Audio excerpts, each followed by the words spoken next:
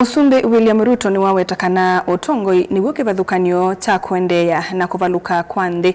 Aiweta kana utongoi mwailu niw'o ukwailya na kuete maendeeo nthi ya Kenya na kutw'ikithya nthi no kati wa ile syendee kana first world. Aina kavindani kale ikomanite na amwika matimu wa muvila wa migori vomani ya Musumbi kuu ya musini wa ilovi. Musumbi ingi ne waendeea ukulia amwika va Kenya kutumia mavuso alamevo nthini wa muvea wa madhao na viasala kwiyuna ayathana kana silikali ni kuendeea kumakwata mbau kwisila mivea na maundu me kivathukanio osea kimanzi na mauvo. Musumbi William Ruto ainena kavindani kala ikomanite na mwika matimu wa muvila wa mao wa migori vomani ya Musumbi musini wa ilovi niwaweta kana utongoi niw'o kivathukanio cha kuvaluka na kuendeea kwa nthi. Aiweta kana kwisila utongoi mwailu zino ya Kenya ni ntonya kwailya na kwithi wakati wa nthi ila syendee kimaendeeo.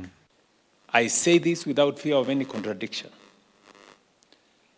that as a country, our development has not been at the pace of our peers.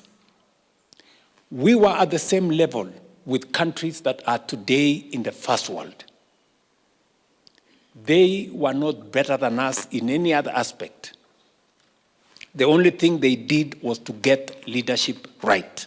The difference between success and failure is leadership. Yes. The difference between being a third world country and a first world country is leadership. It's not money, it is not resources, it is not everything that people want to create excuses about. If we go at the pace at which we are going, Kenya will be a first world country in our lifetime. In our lifetime.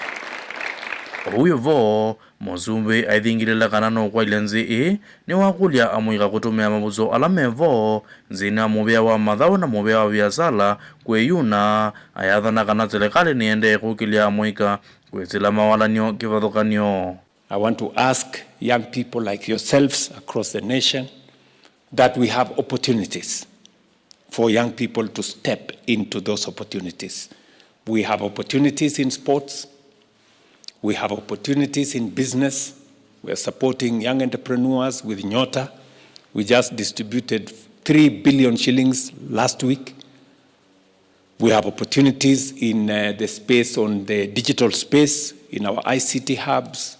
So I want to ask young people to step forward into the opportunities that are there. We're going to support them. We're going to handhold them and make sure that we all participate in building our nation. Ngirivoti ya vilingwa movo mutongoi TV, osea kimanzi.